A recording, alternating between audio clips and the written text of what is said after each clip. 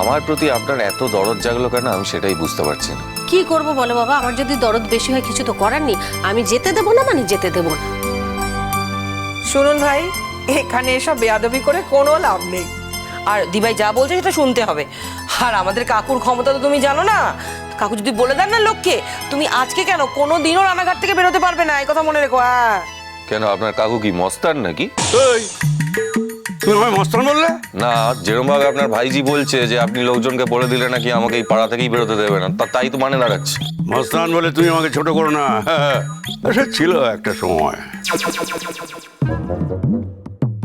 কি সময়? আরে বাবা, দাউদের ট্রেনিংটা তো আমার হাতেই হয়েছিল।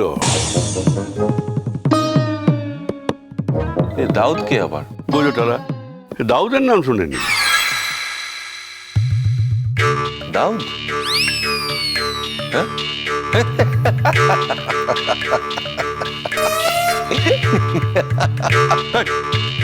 হাসছো কেন? আচ্ছা ঠিক আছে ঠিক আছে, আর যা বিষয় নিয়ে বিশ্বের 1 নম্বর হওয়ার কথা বলো, এই বিষয়টা নিয়ে তোমাকে বিশ্বের 1 নম্বর জায়গায় পৌঁছতে হবে না। বলছি আর কি কি এলেম আছে আপনার শুন। আরে আমাকে জিজ্ঞাসা না করে আমার ভাইদের জিজ্ঞেস করো। কাকু 37 জনকে ইংলিশ চ্যানেল পার করিয়েছেন, কাকু এত বড় সাঁতারু। এই শোনো, আরো অনেক কিছু আছে, সব বলবো তোমায়। না না না না, ঠিক আছে, এর থেকে রাত্রিটা কোনো মতে কাটিয়ে দেওয়া অনেক বেটার। ও, আসল কথাটা বুঝেছো তাহলে? হ্যাঁ, না আমি সেটা বুঝতে পারছি, কিন্তু আমার তো অন্য কোথাও থাকার অভ্যেস নেই। ও মা, তা অভ্যেস নেই তো অভ্যেস করে নেবে, সারা জীবন এক অভ্যেস ধরেই চলতে হবে?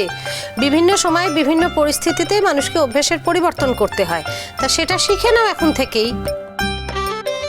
হাড়ি জ্বালায় পড়লাম, আর জীবনে যদি আপনাকে দেখিও না আর হেল্প করতে আপনাকে এগিয়ে আসবো না। একবার যখন এগিয়ে এসেছে তখন তো আর ফেরাতে পারবো না। এই রাত্রিটা তোমাকে রানাঘাটেই কাটাতে হবে, কিছু করার নেই। হ্যাঁ, এরপরে আমাদের খাওয়া দাওয়া হবে, গল্প গুজব হবে। আরে মফস্বলে তো বেশিক্ষণ ঠাকুর দেখা যায় না। আর তাছাড়া আজকে পুজো প্যান্ডেলে খুব পরিশ্রম, মারাত্মক টায়ার্ড। ভাবলাম যে আগে একজন লোক পাওয়া গেল, একটু গল্প গাছা করার লোক পাওয়া গেল। আর শোনো, আমার এই কাহিনীগুলো ভালো করে শুনবে, শুনলে বুঝতে পারবে যে তোমার কপালের জোর কতখানি যে তোমার সঙ্গে আমার কোজাগুড়ির দেখা হয়েছিল।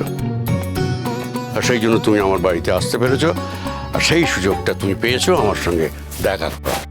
কি তাই না? কেন, আপনি কি ভগবান যে আপনার দেখা না পেলে আমার জীবনটা বয়ে যেত? তেঁদুর ছেলে! আরে আপনি এরকম খামোকা চেঁচাচ্ছেন কেন? ভয় পেয়ে গেছে, একদম ভয় পেয়ে গেছে। বুঝলে ছোকরা, এখন তো গলার 25 ভাগ বার করেছি, 75 ভাগ এখনো গলার মধ্যে রয়ে গেছে। সব যোগ করে যদি পুরোটা ছাড়ি না, তাহলে গলার শটটা কোথায় যাবে বুঝতে পারছো? আচ্ছা ঠিক আছে ঠিক আছে, আমি এত যেতে পারবো না আপনার সঙ্গে। তা আমার থাকার জায়গাটা কোথায় একটু দেখিয়ে দিন।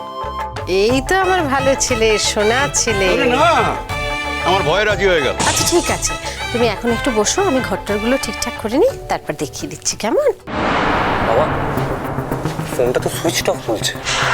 ওই দেখ, দেখেছিস টিটো বাবু একদম ঠিক কথা বলেছে, সুইচ অফ করে রেখেছে ফোনটা। কেন রেগে আছে? আমাদের সঙ্গে কথা বলবে না, আমাদের কিছু বলতে হবে না, আমাদের ধরবে না ফোন, আমাদের এই জন্যই সুইচ অফ করে রেখেছে। আরে কিচ্ছু হয়নি, কাছে পিঠে কোথাও আছে নিশ্চয়ই কোনো বন্ধু। আমি তো এখন বিশ্বাস করি বন্ধুর বাড়িতে কোনো বসে আছে। তোরা তৈরি হবি কি না? অষ্টমীর রান্নাতে কেন নষ্ট করছিস? হ্যাঁ, এই এই নিয়ে যাবি তো আমাকে অঞ্জলি দিতে? মা, আগে কোজাগরি ফিরুক, তারপর তোমাদের এই সমস্ত অঞ্জলি টঞ্জলি দিও। ও বাবা, বলছি যে কাকা দাদুকে একটা ফোন করলে হয় না? তুমি করো না একটা ফোন কাকা দাদুকে। টিনটিন, কাকা দাদুকে ফোন করো। কাকা দাদুকে ফোন করবো আমি? না না বাবা, ইটস ইম্পসিবল। না রে ভাই, তুই একটু কর না। কেন আমি কেন? একটা সব বিষয় আমি কেন রে? আশ্চর্য, বাবা তোকে অর্ডার দিয়েছে, তুই ফোনটা করতে পারছিস না, তুই ফোনটা করতে পারছিস না? আর কাউকে ফোন করতে হবে না, দরকার হলে আমি ফোন করব। একটু সময় যাক, তারপর আমি ফোন করছি। ঠিক বলেছিস তোতা পাখি, চট জলদি ওখানে ফোন করিস না কিন্তু। হ্যাঁ, তো এক্ষুনি তো রানাঘাট পৌঁছে যাচ্ছে না, মিছিমিছি ওদের চিন্তায় ফেলে দেওয়া ঠিক হবে না, তাই না? আরে আমি বলছি, আমি বিশ্বাস করছি ও এখানেই কোথাও আছে, কাছে পিঠে চলে আসবে, চলে আসবে। হ্যাঁ, কাছে পিঠে আছে, চলেও আসবে। যাবেটা আর কোথায়? কিন্তু এই যে আমরা যে টেনশনটার মধ্যে রয়েছি, এই বয়সে কি আমার এই টেনশনটা নেওয়ার কথা? আমার শরীরের পক্ষে ভালো না মাথার পক্ষে ভালো? এটা তো কোজাগরীকে বুঝতে হবে। বাবা, কেউ যখন মনে আঘাত পায় বা কারুর যখন অসম্ভব অপমান বোধ হয়, তখন না তার এইসব কথা মনে থাকার কথা নয়। তখন সে তার অপমানের মোকাবিলাটা কিভাবে করবে সেটা নিয়ে ব্যস্ত থাকে। আমার মনে হয় মা এখন ঠিক সেটাই করছে।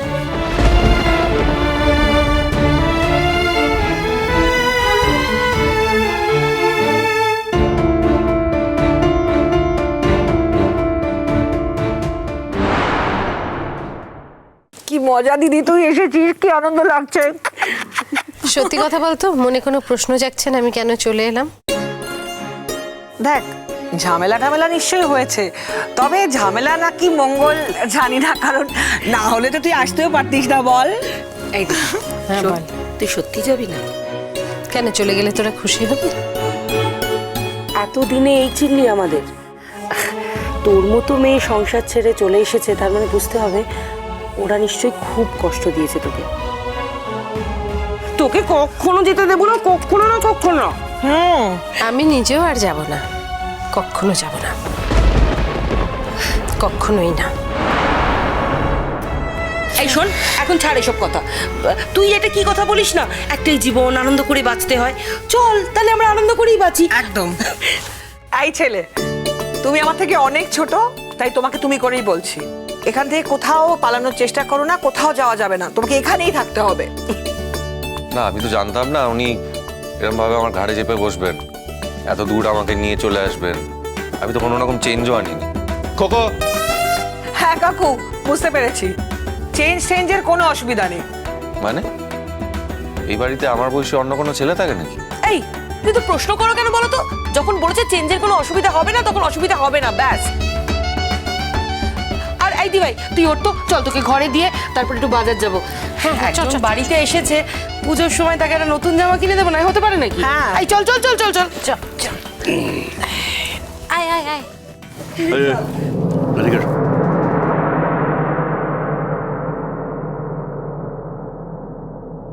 এই শোনো ছোকরা, আমার সঙ্গে লড়াইতে নেমে না কোনো লাভ নেই। তুমি আমার সঙ্গে লড়াইতে পারবে না। খামোকা আপনার সঙ্গে আমি লড়াই কেন করতে যাব? চিনি না, জানি না। চেষ্টা তো করছিলে, লড়াই করে পালিয়ে যাওয়ার চেষ্টা করছিলে, পারলে কি? আপনি কি চ্যালেঞ্জ করছেন আমাকে? হ্যাঁ, চ্যালেঞ্জ করছি, চ্যালেঞ্জ। আর এটা হচ্ছে ভালোবাসার চ্যালেঞ্জ। এই যে আমার ফুটবল তোমাকে এখানে নিয়ে এলো, কারণ ফুটবল তোমার উপরে ভরসা করেছে। অন্যভাবে বলা যায়, তুমি যে আমার ফুটবলকে এখানে নিয়ে এলে কারণ তুমি ফুটবলকে ভরসা করেছো। বাবা, অন্যভাবে যদি বলা যায়, যদি আমরা দেখি, তাহলে তোমরা দুজনের উপরে ভরসা করেছো। এইভাবেই তো সম্পর্ক হয়ে গেল। কি জানো, যেমন ধরো ফুল যখন ফোটে না, সম্পর্ক ঠিক তেমনি করে একটু একটু করে তৈরি হয়ে প্রস্ফুটিত হয়। বুঝলো ঝগড়া? আরে তোমরা আজকালকার ছেলে মেয়েরা এই সম্পর্কে তো কোনো মান্যতাই দাও না। এই যে তুমি আমাদের বাড়িতে এলে, ফুটবল এবং আমার ভাইজিরা তোমাকে বললো এখানে থেকে যেতে, তুমি কি ওদের অনুরোধ প্রত্যাখ্যান করতে পারলে? পারলে না। এইখানেই তো সম্পর্ক তৈরি হয়ে গেল, ফুটে গেল ফুল। সম্পর্কের বীজ আর সম্পর্কের কুড়ি ফুটে গেছে, ফুটে গেছে। এখন শুধু কুড়ি থেকে ফুলটা ফুটে হওয়ার